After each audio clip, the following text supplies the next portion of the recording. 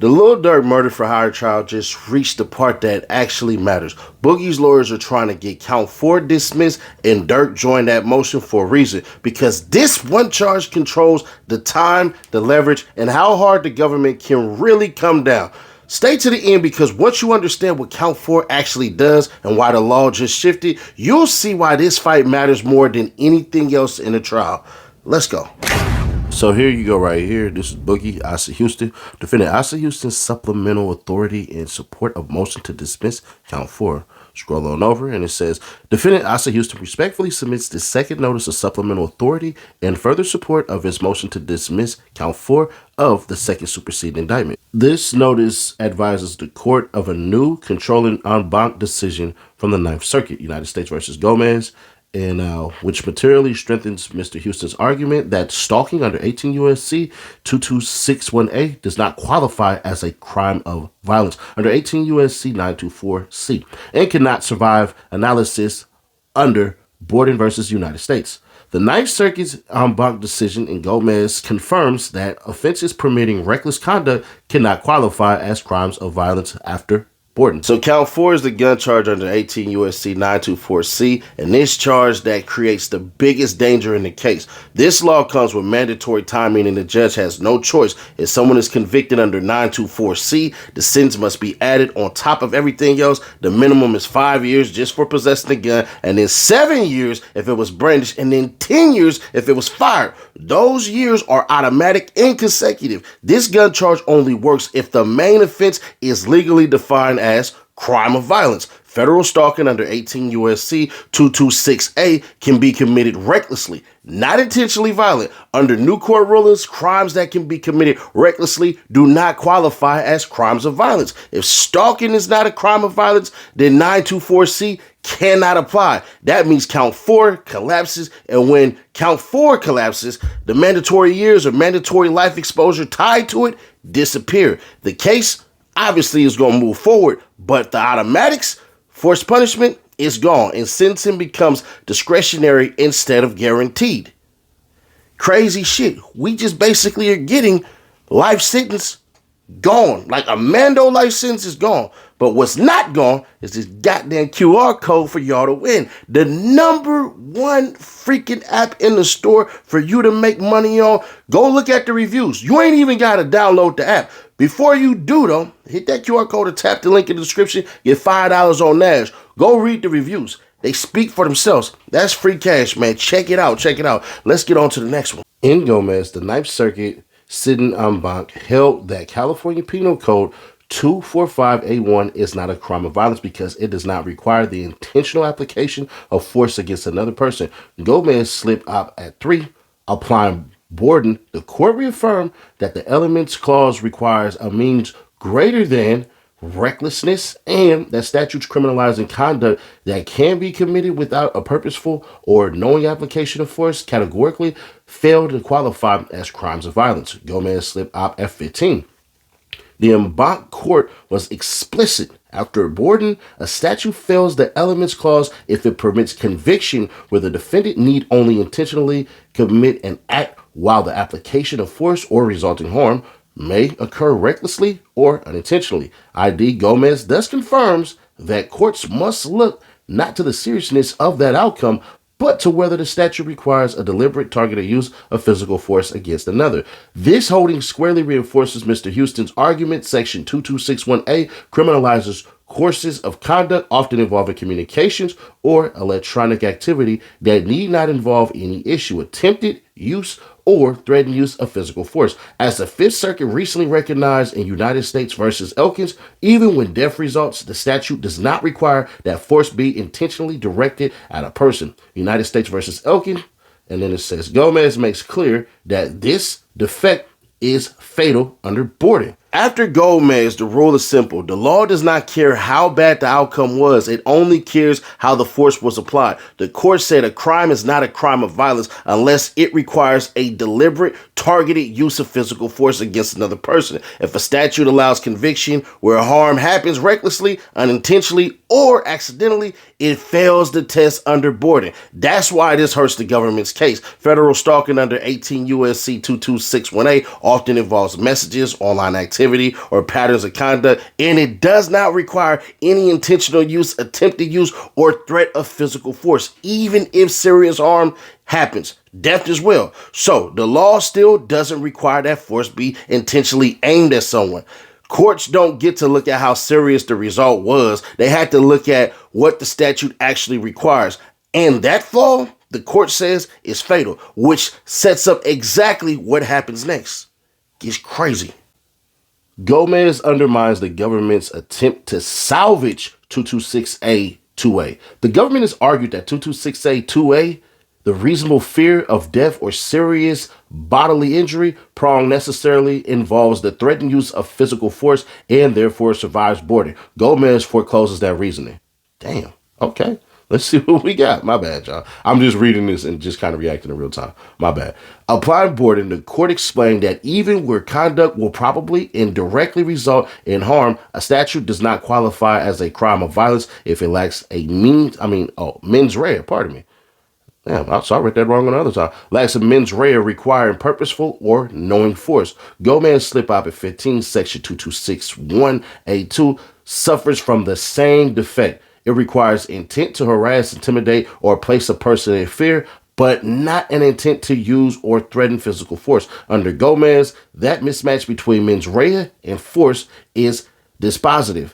And 226A1 to A cannot qualify as a crime of violence. Gomez emphasizes that the proper inquiry is not whether a victim experiences fear of violent harm, but whether the statute requires the defendant to intentionally use or threaten physical force. Section 2261A2A does not. The defendant may place someone in reasonable fear of death or serious bodily injury through nonviolent means, persistent surveillance, doxing, online harassment, or other forms of intimidation without ever threatening force, much less intentionally directing it at another. Under Gomez, the fact that a statute targets serious or dangerous conduct is irrelevant if its elements do not require the intentional application of violent force. As with California assault in Gomez 2261A, criminalizes conduct where the mental state is directed at intent to harass, intimidate, or cause fear, not at the use of force itself. The distinction is dispositive under Borden. So this section shuts down the government's last fallback argument. Prosecutors try to say that because of 2261A2A involves putting someone in a reasonable fear of death or serious bodily injury, it must involve a threat of physical force. The court says no. Under Borden and now Gomez, it doesn't matter if harm is likely or fear is real. What matters is whether the law requires intentional use or threat of physical violence, and the statute does not. The intent required here is to harass, intimidate, or cause fear, not to use force. That's a big one, because someone can violate this law through non-violent conduct like surveillance, get the cameras out, doxing, or shit, even the one that y'all like doing to everybody else. Y'all know this one, right? It's online harassment without ever threatening force at all. And that mismatch right there, intent aimed at fear, not force, shit, it's fatal. Because under Gomez, fear alone does not convert a statute into a crime of violence. Which means what, Nash? Because you're telling me that we're about to get rid of the mandatory life? That's exactly what the hell I'm telling y'all. We're getting rid of the mandatory life. It really means that this version of stalking charge still cannot support the gun count. That's huge, bruh. All the mandos under that gun? Nah. Count 4 is heavy. It ain't what y'all think it ain't. It is what y'all think it is. But let's continue on. The government's reliance on Fernandez does not survive Gomez. In its reply, the government cited an unpublished memorandum, United States versus Fernandez, a Ninth Circuit decision holding that California Penal Code 273.5A remains a crime of violence after boarding. That reliance is misplaced. Fernandez involved a statute that necessarily requires the intentional infliction of physical injury through force. Gomez, by contrast, clarifies that statutes lacking an element requiring the intentional use of force, even if they involve dangerous conduct or serious consequences, cannot qualify as crimes of violence. The en banc court expressly rejected outcome-based or risk-based reasoning and reaffirmed that the elements clause turns on mens rea as to force, not harm. Section 2261A is fundamentally unlike the statute at issue in Fernandez. It does not require physical contact, injury, or even a threat of force. Instead, it criminalizes patterns of conduct that may be entirely non-physical. After Gomez, Fernandez cannot be extended to recuse statutes like 2261A that fail to require purposeful force. Furthermore, after Gomez, it is far from clear that Fernandez would withstand renewed scrutiny. Given Gomez's insistence that the elements clause require a sufficiently culpable mens rea specifically as to the use of force, not merely to the underlying conduct or resulting harm. Conclusion. Gomez cements what Borden and Elkins already made clear. Crimes of violence must require the intentional use, attempted use, or threatened use of physical force against another person. Section 2261A does not. The Ninth Circuit's en banc clarification confirms that count 4 rests on a predicate offense that cannot categorically qualify as a crime of violence for these reasons, and for those set forth in defendant's motion to dismiss and prior supplemental authority, count 4 should be dismissed. A copy of the opinion in Gomez follows this brief, dated January 16, 2026. Moiv Lav Fakori? I don't know. But hey, hey, bro. Hey, you to go with this one. There you go. Look, truth told, bro. Like, this hard. This last section ties everything together and lands the plane. See, the court makes it clear that after Gomez, it does not matter how dangerous the conduct was or how serious the consequences turned out. If a statute does not require the intentional use, attempted use, or threatened use of physical force, it cannot be a crime of violence. Where it applies, you do. Where you can apply it, you can. And this is why I told y'all, the feds play dirty. They knew this shit, but what they didn't know was that Gomez shit that just happened a couple of days. They might have known a little bit, but it is what it is. See, federal stalking under 18 USC 261A does not require force, threats, physical contact, or even violence at all. It criminalizes patterns of behavior that can be completely non-physical. So because of that, it's fundamentally different from the statute in Fernandez, and Fernandez cannot be stretched to save it.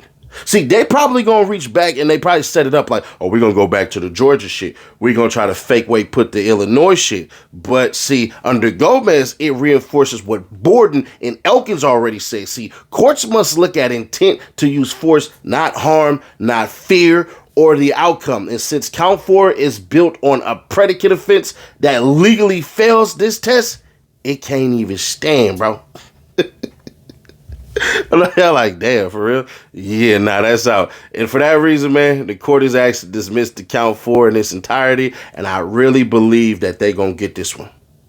Now, how they gonna argue this? Shit, they like I say, they could go back and say, you know, we got the shit that happened in Georgia and we got the shit that happened in Illinois. So the pattern of behavior technically would be there.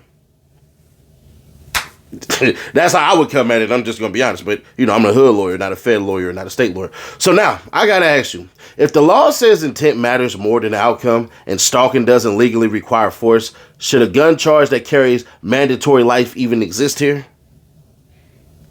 Not a legal trick. That's a real question.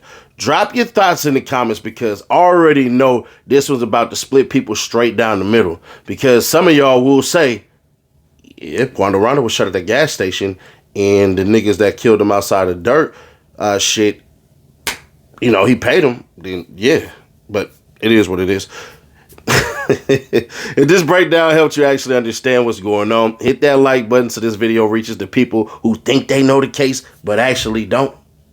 And y'all already know this one right here and this one right here, these two things are literally being given away at 300K. So subscribe today, be an active subscriber. That means comment on every video and like every video. I appreciate you guys more than y'all ever know. But other than that, we'll drop another video in a couple hours and I'll catch y'all in the next one.